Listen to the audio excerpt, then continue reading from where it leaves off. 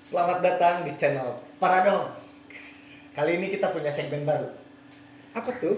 Segmen barunya itu adalah horny. Horny. Pasti bertanya-tanya, apa tuh horny? Ya, Singkatan pasti. horny adalah singkatan. Horny adalah horor masa kini. Oh.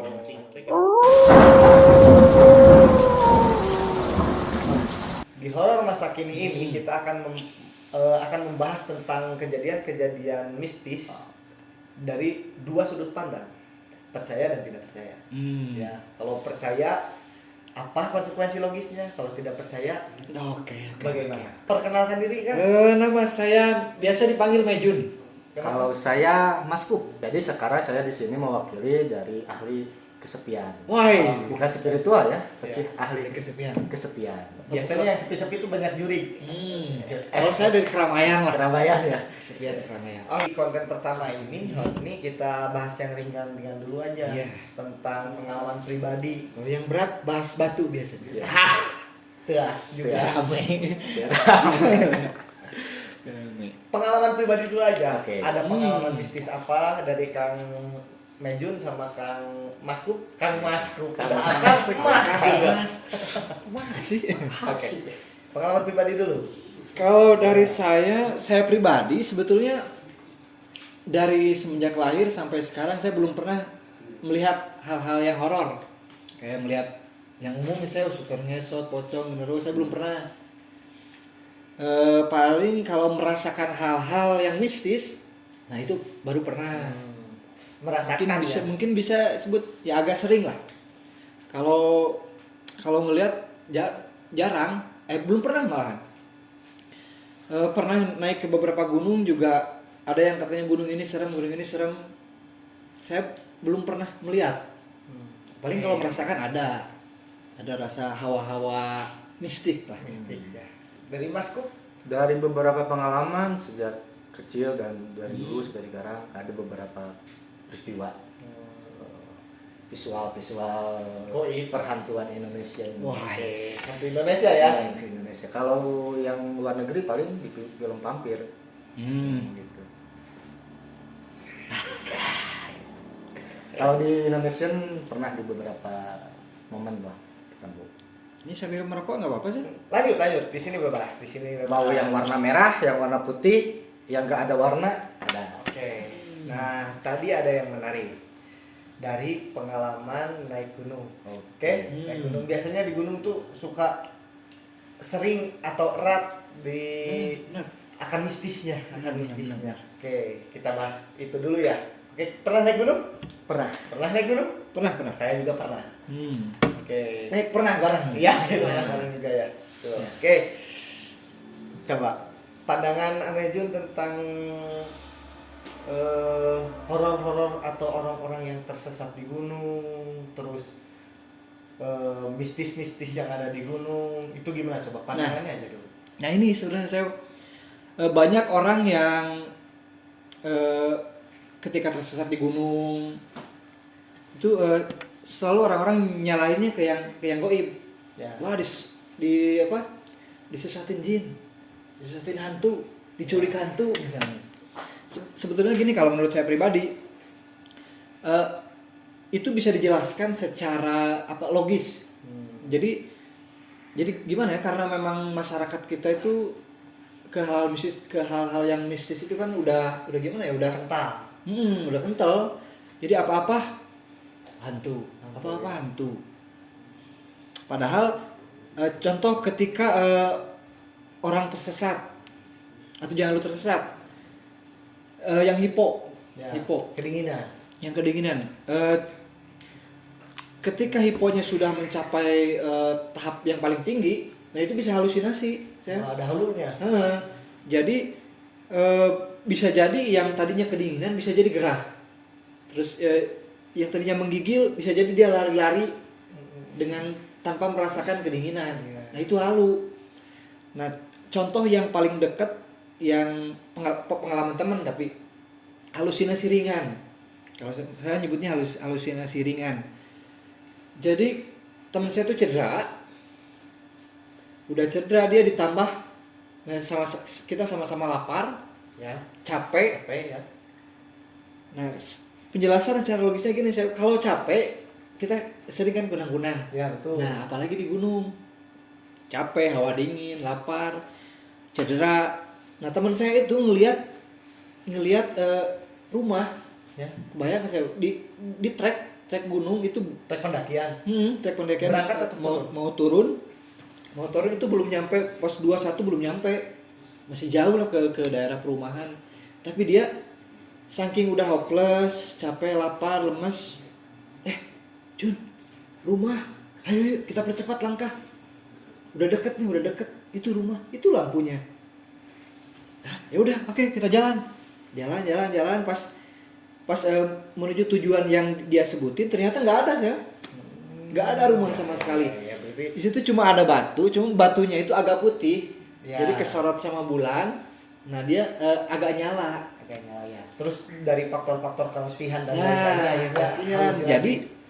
Jadi kalau menurut saya jangan dulu apa-apa itu menyalahkan hal-hal yang mistis. Mistik. Oh. Bisa jadi kan si jin tuh ngomong, segala sesuatu nyalahin saya, apa-apa nyalahin saya, padahal saya diem kok, padahal saya lagi nongkrong di pohon gitu. Oke, itu Jadi masalah gunung ya. jangan Nah, dulu nyalahin mistik lah. mistik. Gitu. Berusaha berupaya untuk logis dulu Ya. ya. Mungkin itu faktor kelelahan atau faktor cedera atau faktor lapar, masih banyak faktor lainnya yang menyebabkan halusinasi. Ya. Oke, ada tanggapan dari pernyataan Amejo tadi, pengalaman Amejo tadi, Mas Gun? Di beberapa momen memang ada yang seperti itu. Ada gara-gara karena logikanya yang terganggu, Ganggu. jadi ada halusinasi. Tapi ada juga di beberapa hal itu memang seolah-olah itu dia di ruh.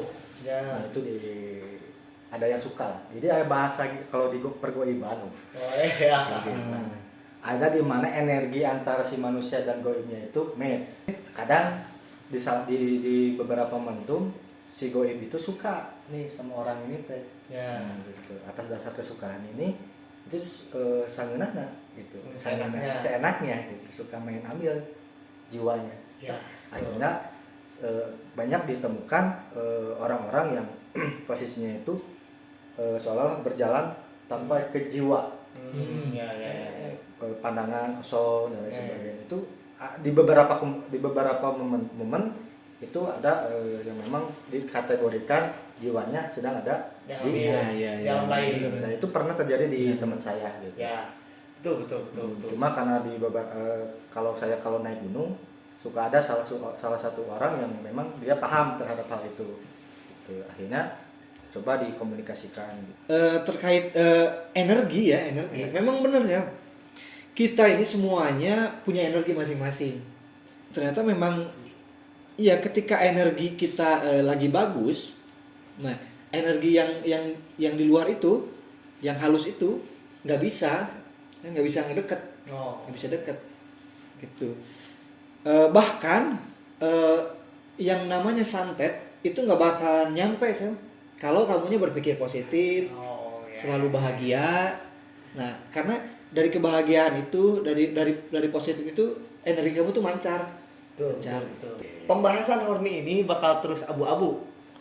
Pokoknya biarin mereka aja, yang kita mencoba untuk ngasih pandangan lain lah. Oke. Ada berbagai mindsetnya. Ada berbagai mindset tentang spiritual ini, masih banyak yang harus kita bedah. Banyak. Oke. Ada pandangan lain dari Ameju? Apalagi di gunung, gunung itu kan bahkan udah disebut itu mah ya. Di gunung itu kan tempatnya jin. Di Al-Qur'an juga kan udah disebut gunung, laut, goa itu tempatnya jin. Memang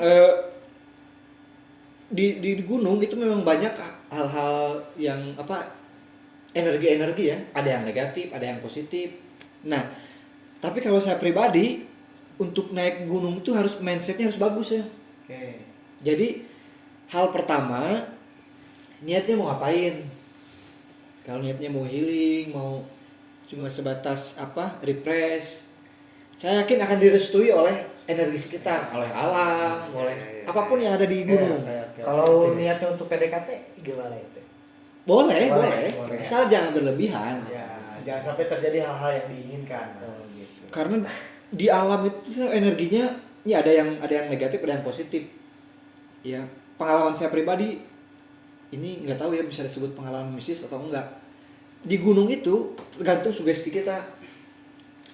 Nah, pernah saya ngelihat kunang-kunang lagi capek, lapar, logistik udah habis karena memang kebetulan mau turun. Lihat kunang-kunang lamun sambil merokok, nah pikiran tuh agak macam-macam. Ya. Duh, kayaknya mata deh. Nah, Ya. nah saya mencoba untuk ngikutin sugesti itu. Ternyata bener ada energi yang lain. Jadi ada semacam ketakutan, Pak. Nah itu, tapi pas oh iya, kunang-kunang. Oke. Nah itu bahayanya di gunung tuh. Terus harus positif. Yang anehnya saya ketika di gunung, saya juga pernah kan. Ketika naik gunung terus banyak ngeluh, waduh capek, pasti itu bakal capek terus. Oke.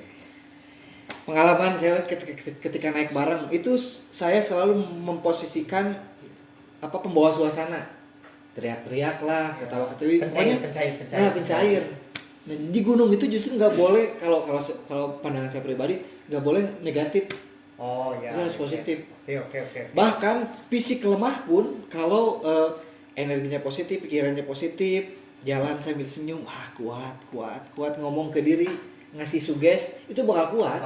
Iya, betul. Kuat. Itu penting, mindset dan niat kita pergi Ya. itu penting ya. Begitupun kalau kita lagi jalan di luar, di sekitaran rumah, kalau mindsetnya udah takut hantu, waduh di sana kata orang ada pocong, ada genderuwo, itu kadang-kadang kalau menurut para ahli spiritual ya saya, kadang-kadang si energi yang di sana itu ngikutin energi kita. Apalagi energi takut. Ya, apalagi Itu sangat mudah diserap oleh mereka. Apalagi kita sedang gusar atau sedang galau, Nah. terus kita berharap ke gunung menemukan kedamaian, padahal bawa amarah dari bawah juga akan ya. Iya, oke. Itu mindset. Masku, Kalau pandangan saya perihal alam, sebenarnya di beberapa keterangan itu antara alam, binatang dan manusia itu saling berkesinambungan. Yes, betul. Cuma yang membedakan di beberapa keterangan dikatakan bahwa kita manusia mempunyai sifat kebinatangan dan kealaman. Cuma yang membedakan kita itu adalah pikiran. Kita mempunyai pikiran. Itu akal. Akhirnya menyambung juga di beberapa ahli kealaman itu mengatakan bahwa ketika kita masuk ke gerbang hutan, kita akan biasakan kalau melangkah ke alam itu tidak memakai alas kaki, karena di sana akan ada energi di mana alam membaca pikiran hati kita itu seperti mau ngapain gitu. Dan itu kan saling berkoneksi antara nanti alam membaca pikiran kita, alam pun akan memberitahu kepada binatang-binatang yang ada di sana. Akhirnya match. Nah, itu yang jarang diketahui oleh kebanyakan orang. Bisa kita simpulkan sendiri, hasil dari orang-orang ke alam itu mau ngapain nanti juga akan dirasakan juga oleh, contoh misalkan ada peristiwa di mana disesatkan. Disesatkan, mungkin ada pikiran-pikiran sesat juga di dalam pikiran manusia. Bisa jadi gitu. Karena lagi-lagi tergantung kitanya mau ngapain gitu. Jadi tidak sehoror apapun di hutan, kalau niatnya kita baik, alam pun akan menyambut kita dengan baik. Betul.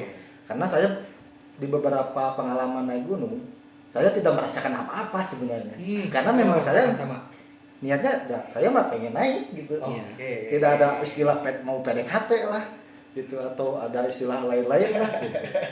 Karena kenapa? Karena saya kebetulan lahir dan tinggal di lingkungan pergunungan.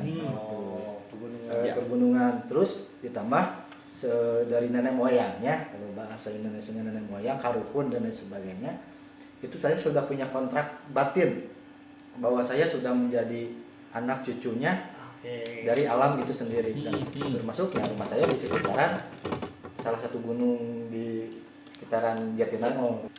Cukup asik nih perbincangan kita di konten pertama ini ya. Tahan dulu, jangan dulu, tahan, santai. Ini baru konten pertama. Banyak konten. Warm. pembukaan yang baik lah ya. Iya. Udah capetang dua-duanya. Iya. Bahasa, Semangat. bahasa Sunda capetang itu. Iya. Kalau bahasa Indonesianya apa ya? Cerewet. Capetang. Cerewet. Cerewet. Bagus ini. Nyaplak kalau Betawinya nyaplak.